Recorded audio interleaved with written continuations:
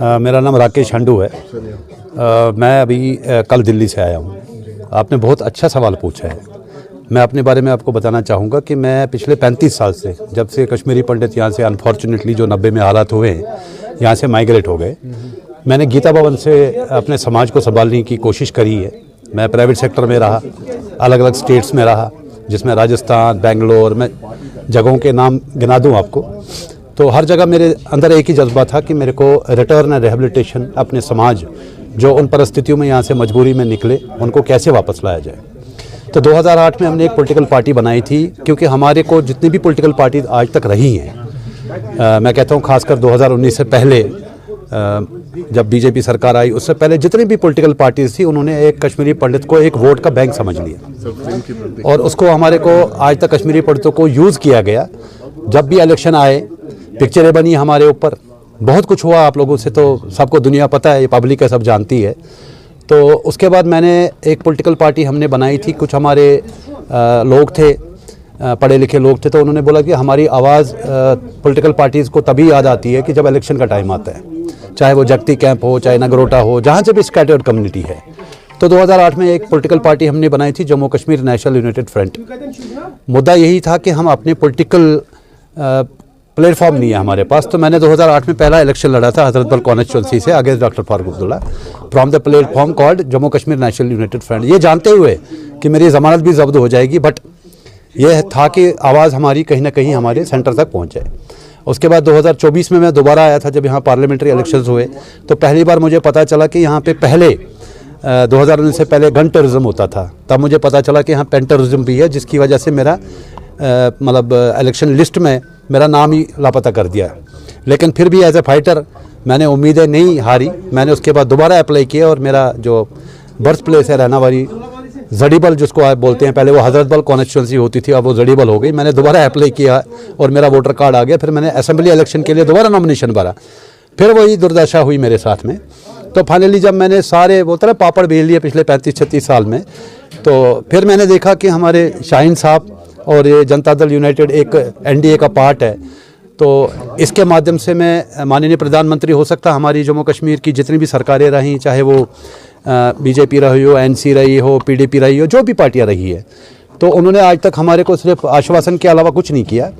तो शाहीन साहब की जो मैंने बुलंद आवाज़ सुनी, तो उस चीज़ ने मेरे को अट्रैक्ट किया। तो मैंने बोला ये एक नेशनल पार्टी है, तो क्यों ना यहाँ पे आके, और जो कल मेरा पहला एक्सपीरियंस रहा जब मैं यहाँ एयरपोर्ट से पहुँचा, मतलब मेरे जो टीचर हुआ करते थे, प्रिंसिपल हुआ करते थे, मास्टर जी हुआ करते थे, तो मुझे लगा कि शायद 36 साल के बाद मेरे को प्रिंसिपल और मास्टर मिला है, और जिन्होंने मेरे को कल यहाँ से लेके सेक्रेटरी से यहाँ तक दौड़ाया। और आज हमारे 6 लाख कश्मीरी पंडितों में खुशी का माहौल है कि हंडू साहब ने एक राइट पार्टी चूज़ की है और शाहीन साहब को चूज़ किया है। तो हमारी अपेक्षाएँ हैं कि हम जोड़ियों के माध्यम से हमारी जो अनसुनी आवाज़ है वो सेंटर तक पहुंच जाए। और मोटे हमारे यहाँ पे पीएम पैकेज के एम्प्लॉयज़ है, 6000 एम्प्लॉयज़ को यहाँ पे बली के बकरे की तरह बुलाया गया। उनके जॉब्स परमानेंट नहीं हैं, उनकी ट्रांजिट एकोमोडेशन अभी तक तैयार नहीं हुई है, चाहे वो जमन हो चाहे कहीं भी हो। उनकी जो जॉब है, शायद आप लोगों को भी ये सरप्राइज़ होगा, उनकी सुपर न्यूमररी जॉब्स हैं। सुपर न्यूमररी मतलब कि तुझू अड़हक, तुझू में permanent, you are not getting the benefits. और जितने भी यहाँ पे अकोमोडेशन जंगलों में, पहाड़ों पे बनाई गई, उनको जो घर 4-4 मंजिल मकान, बगीचे, बगान छोड़ के गए हैं, उनको अगर आप जाओगे, मैं कोशिश कल करूँगा कि शाहीन साहब को लेके मैं पहले एक जमन जो ट्रांजिट का भी पिछले 4 साल से चल रहा है, लेकिन अभी तक पोजीशन नहीं मिली है, तो उस पर हम जाएंगे, कल विजिट करेंगे। और भी जितने हमारे कैंप है, आप खुद ही वहाँ पर जाके देख लोगे कि किन कंडीशन में उनको वहाँ पर रखा गया है। अब आप जम्मू आइए, आप जगती के हालात देख लीजिए। जो यहाँ पे कुछ सिलेक्टेड जो बेचारे, जैसे हम बीपीएल बोलते हैं, या गरीब लोग हैं जिनको 13,000 रुपये का रिलीफ मिल रहा है, वो 2010 से अभी तक नहीं बढ़ाया गया। उसके लिए भी मैंने आवाज़ उठाई है शाहीन साहब के और जेडीओ के माध्यम से, क्योंकि आप देखो, अब हर चीज़ की प्राइस बढ़ रही है, दाम बढ़ रहे हैं। हर घर में आज की डेट में अगर 13,000 रुपये में लोग नहीं बेचारे कर पा रहे हैं, तो उसके लिए भी हमने रिकमेंड किया है। पीछे शाहीन साहब एलजी साहब से भी गए थे मिलने के लिए, तो उनके थ्रू होम मिनिस्ट्री तक भी एक प्रपोजल गया है कि जो रिलीफ है, जिसको हम एएमआर बोलते हैं, तो उसको 13,000 से 25,000 किया जाए। तो बस यही एक मुद्दा था मेरा। कोई पर्सनल, ना मेरे को कोई एमएलए बनने का शौक़ है, ना मुझे कोई एमएलसी या कोई एमपी बनने का शौक़ है। मैं यहाँ पे अपने समाज और कश्मीर जो हमारी मातृभूमि है और वहाँ पे दोबारा आया हूँ। और 36 साल के एक्टिविज़म के बाद में अब आखिरी उम्मीद मेरे पास एक ही बची थी, वो बची थी शाहीन साहब और जेडीयू। यही है कि अल्टीमेटली मैं ये कहूँगा, जो मेरा एक्सपीरियंस रहा है कि यहाँ पे मुझे जो लग रहा है आज से कशर पे वनान, ये क्या है ना कि ये सारी सांठ गांठ है। आपने देखा होगा, अभी सवाल उठ रहे हैं कि जब सारे आज की डेट में ये हमारे बीजेपी को कैसे राज्यसभा की सीट मिली है, अभी एक दूसरे के ऊपर कीचड़ उछाल रहे हैं। कशर पर ना मेरा रब, ये पता नहीं कि किसने क्रॉस वोटिंग करी है। अच्छा ना मैंने कशर पढ़ी, हम आम में सब नंगे हैं। इन्होंने आज तक कश्मीर, चाहे वो कश्मीरी पंडित हो, चाहे वो कश्मीरी मुसलमान हो, इन्होंने सिर्फ सेंटर के सामने, जैसे शाहीन साहब ने अभी प्रेस कॉन्फ्रेंस में भी बोला, ये अपने घर कैसे भरा जाए, सेंटर को कैसे लूटा जाए। आज मेरी भी उम्र अब 59 साल की हो गई है। जब कश्मीर मैंने छोड़ा था तब मेरी 22-23 साल की उम्र थी।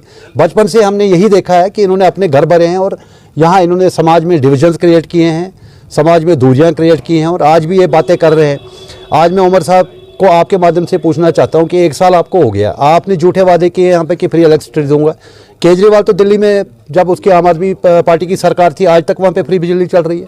तो आपने लोगों को झूठ क्यों बोला?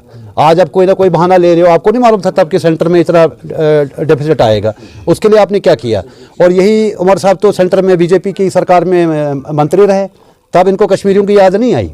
अब ये सीएम बन गए और आज ये यहाँ पे बैठ के दिल्ली में एक भाषा बोलते हैं और यहाँ पे आके एक बादशाह बोलते हैं। असेंबली में भी बिल्स रिजेक्ट हुई हैं। वो तो अल्टीमेटली यहाँ पे देखिए, जैसे शाहीन साहब हर चीज़ को हाईलाइट करते हैं और जनरली है जो दिलों को टच करती है कि जब तक वो कहते हैं ना, वाजपेयी ने बोला था दिल की दूरी और दिल्ली से दूर आप नहीं रह सकते हो। अल्टीमेटली जब तक आपने अल्टीमेटली सारा आपका जो कुछ होना है वो दिल्ली से होना है, पार्लियामेंट से होना है। जब तक आप पार्लियामेंट से दूरियां रखोगे तब तक यहाँ का आम नागरिक सफ़र करेगा।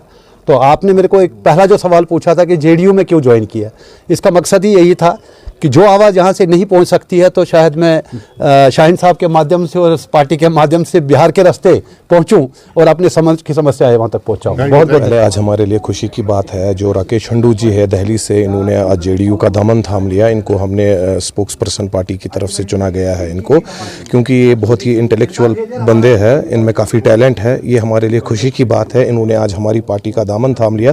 दिल की उम्मीद गहराइयों से हमने इनका वेलकम किया जी। फिलहाल देखेंगे उसमें अभी हमारी कोर कमेटी में डिसीजन चल रहा है। हमारी कोर कमेटी से जो भी डिसीजन वहां से आएगा तो वो आपको बताएंगे। फिलहाल तो पार्टी हमारी ग्राउंड जीरो पे काम कर रहे हैं, दिन ब दिन आगे चल रही है।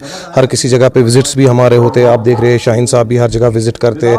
जहाँ से भी ग्रीवेंस हमें आती है या लोगों को कहीं प्रॉब्लम लगती है, हम वहाँ पे जाते हैं, उन प्रॉब्लम्स का सोल्यूशन निकालते हैं। तो पार्टी तो अपना काम कर रही है। इंशाल्लाह कोर कमेटी से जो भी डिसीजन आएगा तो वो आपको बता दिया जाएगा।